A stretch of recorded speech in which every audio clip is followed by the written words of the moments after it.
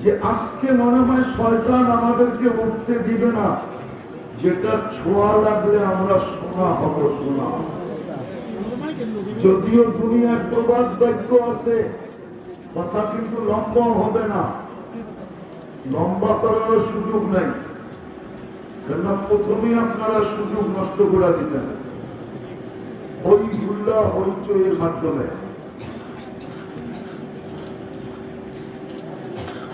কথাবার্তা হইচইয়ের মাধ্যমে পুরা সম্পর্ক ছিন্ন ভিন্ন করে দিচ্ছেন।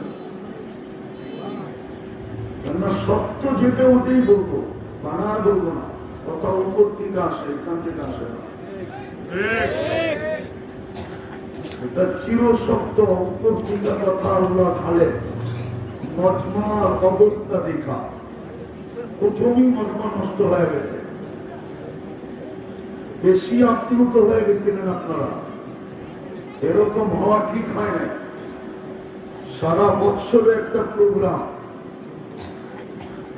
যদি কিছু একটা না মিলল, জীবনের ভিতরে পরিবর্তন না আসলো, তাহলে ওয়াজ করার লাভটা কি হবে? শুধু কম বাড়তে থাকবে, কম বোঝেন, কম 10তম, 15তম, 20তম, 100তম হতে থাকবে, কিন্তু শহরের চেহারা চেঞ্জ হবে না। আর যদি ওয়াজের মতো হয়, ছোঁয়া লাগার মতো যদি ছোঁয়া লাগে, তাহলে এক ওয়াজই জীবন চেঞ্জ করার জন্য যথেষ্ট। হ্যাঁ, সত্য, আমি প্রমাণ দিতেছি। ইব্রাহিম ইবনে আদহাম কোনো ওলি ছিলেন না, কোনো আলেম ছিলেন না, মৌলানা ছিলেন না, মুফতি ছিলেন না, মুহাদ্দিস ছিলেন না, হাফেজ ছিলেন না, কারি ছিলেন না। উনি তো একজন শাসক ছিলেন, শাসক। আমাদের দেশে যেরকম বিক্রমপুরের রাজা বীর বিক্রম যেরকম 2টা থানার রাজা ছিলেন, ইব্রাহিম ইবনে আদহাম রাহমাতুল্লাহ আলাইহি বলখের রাজা ছিলেন। হুজুরের সামনে বলতেছি, ভুল করতেছি কিনা জিজ্ঞাসা করেন। ছোট্ট একটা কথায় জীবন চেঞ্জ। রাতে ঘুমের থেকে উঠে গেছেন, তাকায় দেখছেন কে জানি ছাদের উপরে হাঁটে, যার পায়ের আওয়াজে ওনার ঘুম ভেঙে গেছে। পুরোহিতকে বলছেন জায়গা নিয়ে আসো। জায়গা যখন নিয়ে আসছে তো জিজ্ঞাসা করছে, তুই ছাদে কি করিস? তোর উঠ হারায় গেছে। বলে পাগল নাকি, উঠ ছাদে উঠবে কি করে? আর এই গভীর রাত্রে তুমি উঠ ছাদে পাবে কি করে? জঙ্গলে খোঁজো, নাইলে মরুতে খোঁজো। তো লোকটা হাসতেছে আর বলতেছে, আমি যদি পাগল তো জাহাপনা আপনিও পাগল। বলছে আমি পাগল কি করে? বলে যদি মুখ ছাদে না পাওয়া যায় তো রাজপ্রাসাদে বসে আল্লাহ পাবেন কি করে? জীবন চেঞ্জ। বনি ইসরাইলের সবচেয়ে বড় বদমাস যে নিজেকে নিজে কুকুর মনে করত, কুকুর। সমাজ যাকে মানুষ মনে করতো না, কিন্তু করণীয় কি ছিল? দিছিলেন আল্লাহ পাক অর্থের পাহাড়। পাহাড় বললেও কম হবে, হিমালয় দিয়া দিছিলেন। প্রতি রাত্রে 50 থেকে 60 লক্ষ টাকা ব্যভিচারের পিছনে খরচ করত। একদিন এক মেয়েকে ঘুরে নিয়ে আসছে, কামরায় ঢুকা দিয়া বলছে আমি প্রস্তুতি নিয়ে আসতেছি। কামরায় ঢুকা দেখে মেয়ে অজরে কাঁদতেছে। তো জিজ্ঞাসা করতেছে, কাঁদিস কেন? তোকে তো অর্থের বিনিময়ে নিয়ে আসলাম, তুই সদিচ্ছায় আমার হাতে ধরা দিলি, এখন পর্যন্ত তো আমি তোর গায়ে আঙ্গুলের ছোঁয়াও দিই না, তো কাঁদিস কেন? তোর নাম ছিল কিফিল। কিফিল তো বলতে ছিল, শোন কিফিল, আমি বাজারে নিয়ে না, এটা আমার পেশা না, বিপদের কারণে তোর হাতে ধরা দিতে বাধ্য হয়েছি। কিন্তু কাঁদি কেন জানিস? কালকে এই চেহারাটা আল্লাহকে কি করে দেখাবো।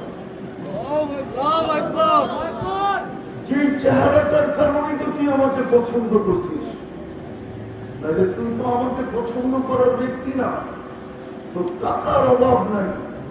এই সুন্দর চেহারাটা তো আল্লাহ দিছে, কালকে কি করে দেখাবো আল্লাহকে? কিতাবে দেখেন, তীর মারলেও এত জোরে ওর দিলে লাগতো না, এতটুকু কথা এত জোরে রাখছে যে চিৎকার দিয়ে জমিনে পড়া বলতেছে, বোন এখনো তো তোর গায়ে আঙ্গুলের ছোঁয়া দিলাম না, তাতে যদি তোর এই অবস্থা হয় তো আমি কিফিলের কালকে কি অবস্থা হবে। টাকার ছবি হাতে ধরায় দিয়া বলছে, তোর গায়ে আঙ্গুলের ছোঁয়া দিব না, কিন্তু একটা অনুরোধ করবো যদি কি রাখিস। বলছে সেটা কি? বলে হাত দুটা উঠায় চোখের পানি দিয়া আল্লাহকে একটু বলে দে, আমি তওবা করলাম, আমার তওবাটা যেন কবুল করে। ওই রাত্রি কিফিল মারা গেছে। কিতাবে লেখা, দরজায় স্বর্ণ অক্ষরে লেখা হচ্ছে, আল্লাহ কিফিলকে মাফ করে দিচ্ছে। ওয়াজ লম্বা শুনতে হয় না, যদি ছোঁয়া লেগে গেল না, ছোঁয়া ওটাই বুঝাইতেছিলাম যে পরশ পাথর লোহায় লাগলে সোনা হবে কি হবে না এটা আমার সন্দেহ আছে, আর 100% আছে। কিন্তু আজকে যদি আমরা রহমতের ছোঁয়া লেগে গেল, তাইলে আমরা ওই পিওর সোনা হব, পিওর সোনা, ওই পিওর সোনা হব যেটা আল্লাহ জান্নাতের বিনিময়ে কিনবে, জান্নাতের বিনিময়ে। একটা উদাহরণ দিলে দেখি বুঝে আসে কিনা। আল্লাহর রহমতের ছোঁয়া যদি না লাগতো তো আপনি মানুষ হিসাবে অস্তিত্ব নিতেন, তো নিতেন কি করে? আমাকে বলুন তো, যে আল্লাহর রহমতের ছোঁয়া ছাড়া আমি মানুষ হয়ে গেছি। আল্লাহর রহমতের ছোঁয়া না লাগলে আমি মানুষ হলাম কি করে? সৃষ্টির ভিতরে সেরা হলাম কি করে? কুদরতি হাতের ছোঁয়া মার পেটে থাকাকালীন 10 মাস পাইলাম কি করে? শ্রেষ্ঠত্বের মুকুট আমার মাথায় লাগলো কি করে? দুনিয়ার আধিপত্যটা আমার হাতে উঠায় দিলেন কি করে? হুজুরের সামনে বলতেও ভয় পাইতেছি, তারপরও বইলা ফেলতেছি। আল্লাহ মানুষকে সাজাইতে সাজাইতে সাজাইতে সাজাইতে একটা পর্বে আসছে যে আল্লাহ নিজেই বলতেছে, মানুষ তোর প্রেমে আমি পড়ে গেলাম, ইন্নী লাকা মুহিব্বা। রহমতের ছোঁয়া যদি না লাগতো তাইলে আপনি এরকম সুন্দর হতেন কি করে যে আল্লাহ নিজেই আপনার আমার, আল্লাহ চিৎকার দিয়ে বলতেছে, আই লাভ ইউ, মানুষ তোকে আমি ভালোবাসি। কোন সৃষ্টিকে তো বললেন না। রহমতের ছোঁয়া যদি না লাগতো তাহলে মানুষ হলেন কি করে? আরেকটা দেখাই, রহমতের ছোঁয়া যদি না লাগতো তাহলে সমস্ত নবীরা পর্যন্ত চোখের পানি ঝরাইলেন উম্মতে মুহাম্মদী হওয়ার জন্য। নবীরা পর্যন্ত চোখের পানি ঝরাইলেন উম্মতে মুহাম্মদী হওয়ার জন্য। আপনি আর আমি উম্মতে মুহাম্মদী হইলাম কি করে? আমাকে বুঝান, যদি রহমতের ছোঁয়া না লাগতো আপনি উম্মতে মুহাম্মদী হলেন কি করে? বলেন, রহমতের ছোঁয়া যদি না লাগতো তাহলে কোন ব্যক্তি নিজের পার্সোনাল জিনিস, ব্যক্তিগত জিনিস কাউকে উঠায় দেয় এরকম কমই আছে। আল্লাহ নিজের ব্যক্তিগত কালাম আমাদেরকে উঠায় দিবেন কি করে? কোরআন তো কোরআন না, কোরআন তো কালামুল্লাহ। যদিও কোরআনের মর্যাদার চর্চা আমাদের সমাজে নাই, যার কারণেই তো এই দুরবস্থা।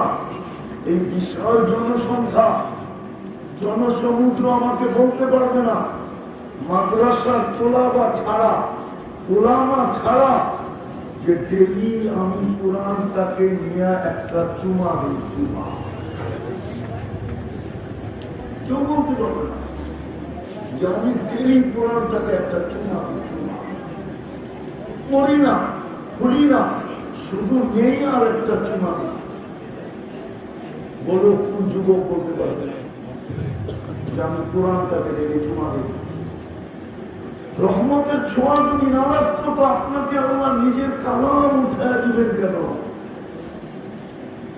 এটাই তো প্রকাশ, এটাই তো প্রমাণ যে আল্লাহ রহমতের ছোঁয়া লাগছে বিদায় মানুষ বানাইলেন, মুসলমানের ঘরে জন্ম দিলেন, উম্মতে মুহাম্মদী বানাইলেন। কয়টা হলো? তিনটা। নিজের পার্সোনাল জিনিস কালাম উঠায় আমাদেরকে দিয়া দিলেন। আরেকটা দেখাইতেছি, আরেকটা দেখাইতেছি, রহমতের ছোঁয়াই যদি না দিতেন, ছোঁয়াই যদি না লাগতো, তাহলে কোন উম্মতকে আল্লাহ নিজের ঘর উঠায়া দেন না। আমাদেরকে তো নিজের ঘরটা পর্যন্ত উঠায়া দেওয়া দেন। অন্য উম্মতকে তো ঘর দেন নাই, কিবলা দিছেন, কাবা দিছেন, কিন্তু ঘর দেন নাই। আমাদেরকে তো ঘর পর্যন্ত উঠায়া দেওয়া দিলেন। যেখানে খুশি ওইখানে বানায় দাও, যেমন খুশি তেমন বানাও। ছন দিয়া বানাইলো চলে, ফের দিয়া বানাইলো চলে, পাতা দিয়া বানাইলো চলে, ছাপড়া দিয়া বানাইলো চলে, তেরপল দিয়া বানাইলো চলে। কোন কন্ডিশন দেন নাই, শুধু নিয়ত করতে হবে এটা আমার ঘর। যদি রহমতের ছোঁয়া না লাগতো তাহলে আপনাকে নিজের ঘর দিল কি করে? এটাই দেখাইতে চেয়েছিলাম। কথার শুরুটা এটাই ছিল,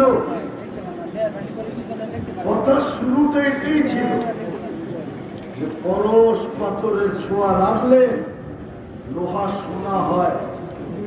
যদি মাইনেও নিলাম তাহলে ওই সোনা কাগজ দিয়ে কিনার সোনা হয়। আর যদি রহমতের ছোঁয়া লাগে তাহলে ওই সোনা হয় যে সোনা আল্লাহ জান্নাতের বিনিময়ে কিনবে, জান্নাতের। কিন্তু আফসোস, কথা তো শুরুতেই এলোমেলো হয়ে গেল, শুরুতেই কথা এলোমেলো হয়ে গেল। কেন আপনাদের ভক্তগুলি সবকিছু ভাষায় যাক, আমিও পড়ায় শেষ জায়গায় চলে আসছি, আমিও পড়ায় শেষ জায়গায় চলে আসছি। চলে দিতে হবে, নিজেকে সোনার মতো সোনা বানায় দিতে হবে। আপনাকে সোনার মতো সোনা বানানোর জন্যই এই রহমতের ছোঁয়া। শুধু রহমতের ছোঁয়া না, আরেকটা দেখাইতেছি, আরেকটা ডেলি আপনার পিছনে বাজেট দেয়। প্রত্যেকের পিছনে ডেলি কোটি টাকা ব্যয় করতেছেন আল্লাহ, কোটি টাকা। যুবক, তোমার পিছনে ডেলি কোটি টাকা ব্যয় হয়।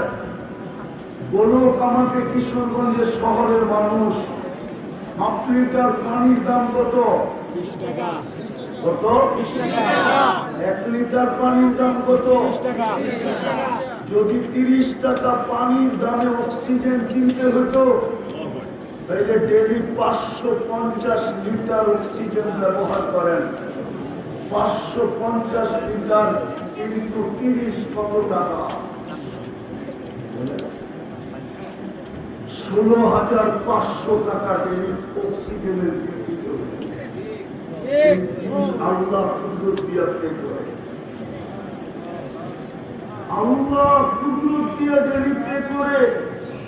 আপনার পিছনে আল্লাহ বাজেট ব্যয় করে। ভালো মতে বুঝো যুবক, ভালো মতে বুঝেন, ভালো মতে মন দিয়া কাজে দিবে, নাইলে এটাও সত্য। প্রত্যেকটা লবণের টানার হিসাব নেবে, টানা কণার হিসাব নিবে, কণা হিসাব দিয়া যেতে হবে। কি সত্য? 50,000 বৎসর লাগতে পারে একজনের হিসাব দিতে। কোরআন আমাকে বলে, কোরআন আল্লাহ শুধু অক্সিজেনের পিছনে ডেলি ব্যয় করে 16,500 টাকা। মান্থলি কত? 4,95,000 টাকা মাসে বিল দিতে। যদি অক্সিজেন পানির দামে কিনতে হয়। যদি পার শ্বাসে 1 পয়সা বিল দিতে হতো তাহলে ডেলি 1600 টাকা বিল দিতে হতো, মাসে 48,000 টাকা বিল দিতে হতো। 4,95,000 সাথে 48,000 যোগ দেন, দেখেন কত দাঁড়ায়। 5 লক্ষ কত দাঁড়ায় দেখেন হিসাব করে। 5,42,000 লিটার বিল। যদি ডেলি কিডনি ডায়ালিসিসের বিল দিতে হতো পার ডে 100 টাকা, পার ডায়ালিসিস 100 টাকা, তো ডেলি 3600 টাকা শুধু বিল দিতে হতো কিডনি ডায়ালিসিসে। আল্লাহ 36 বার ডায়ালিসিস করে। মাসের শেষে বিল হইতো 1,08,000 টাকা। ওইখানে 5,42,000 আর 1,08,000 কত হলো? 6,50,000 টাকা বিল দিতে হতো এই তিনটা। লঙ্গে আছেন তো? শুধু ইচ্ছা স্বাধীনতা দিতে লেখা, যেমন খুশি তেমন চলতে পারে। সামান্য একটু মালিকের বিরোধিতা করতে দেরি, তার ধাক্কা দিয়া চাকরির থেকে অফিস থেকে বাতিল করতে দ্বিধা করে না। ভুলে একটু উল্টা হয়ে গেছে, ভুলে ওটা পর্যন্ত মার্জনা করে নাই, তার ধাক্কা দিয়ে বের করে দিচ্ছে না, বের করে না। আমি তো 3টার হিসাব দেখাইলাম, আমার কাছে সময় নাই, তাহলে আমি পুরো বডি খুলে দেখাইতে পারি প্রযুক্তির সাথে মিলায়। আমি প্রমাণ করে দিব ডেলি 1 কোটি টাকার বেশি আল্লাহ খরচ করেন আমাদের উপরে। বলেন বলেন বলেন, শুনেন। খাওয়াটা মুখের কাছে নিতে দেরি, নাকটা ঘেরান সুন্দর বলতে দেরি করে না, যেটা মুখের ভিতরে যাবে কি যাবে না। যদি ওই প্রেসিডেন্টের হাসপাতালে যায় বা এই কিশোরগঞ্জের প্যাথোলজি সেন্টারে যায় যদি গ্রামটা টেস্ট করতে হতো, তাইলে বুঝে আসতো ডেলি কয়টা বান্ডেল কিনতে হয়, কয় টাকা খরচ হয়, সময় কতক্ষণ লাগে, আপনার সিরিয়াল কয়জনের পরে তখন বুঝে আসবো। হতে পারতো সকালের নাস্তা 3 দিন পরে সকালে যে আপনার সিরিয়ালে আসবো, এই 3 দিন সুটকি হয়ে বসে থাকতেন। চেপা সুটকির চেয়েও বড় সুটকি হইতেন। চেপা তো খাওয়া যায়, আপনাকে খাওয়াও যেত না। যদি শুধু গ্রামটা টেকনোলজি দিয়ে শুনতে হতো। জিহ্বা তো টাচ করতে দেরি, স্বাদ বলতে দেরি করে না। জিহ্বা চেক করে বলে পেটে যাবে কি যাবে না। যদি স্বাদ উল্টা তো মুখের থেকে জিহ্বা বাহির করে দেয়, বের কর, এটা পেটে যাবে না, গেলেই ফুড পয়জন হবে। যদি এটা প্রযুক্তি দিয়ে টেস্ট করতে হতো, কত টাকা দিতে হতো? বলেন, ইচ্ছা স্বাধীনতা দিছে বিদায়, যেমন খুশি তেমন চলতে পারে, কিচ্ছু বলেন না। শুধু এতটুকু বলেন, না বেরুন কাইফা তা'মালুন, তুই করিস কি আমি দেখতে থাকি। আরেকটা কথাও বলেন, ফান্তাবিরু, অপেক্ষা কর, ইন্নী মাআকুম মিনাল মুনতাবিরিন, আমিও অপেক্ষায় আছি। আল্লাহ কিসের অপেক্ষা? ইদা জাআকাল আজাল, তোর সীমারেখা আসতে দেরি, আকাশনাহু বাগতাতান, তোকে ছোঁয়া উঠাইতে দেরি করবা। ডেলি আপনার উপরে বাজেট ব্যয় করে দেব, ও নারী ও পুরুষ ডেলি আল্লাহ বাজেট ব্যয় করে, কোটি টাকার উপরে আমাদের উপরে বাজেট ব্যয় হয়। যদি আমি প্রযুক্তি দিয়া দেখি, যদি বিজ্ঞান দিয়া দেখি, যদি দুনিয়ার চলন, দুনিয়ার নীতি দিয়ে দেখি, তাইলে আমাকে বলে ডেলি আমি কোটি টাকা বা কোটি টাকার উপরে বাজেট করে ব্যয় করি। এই জন্যই দাবি সোনা হয়ে আসে। নিজেকে সোনা বানা, নিজেকে সোনা বানা, সোনা ওই স্বর্ণ বানা, যে আমি তোকে জান্নাত দিয়ে যেন কিনতে পারবো।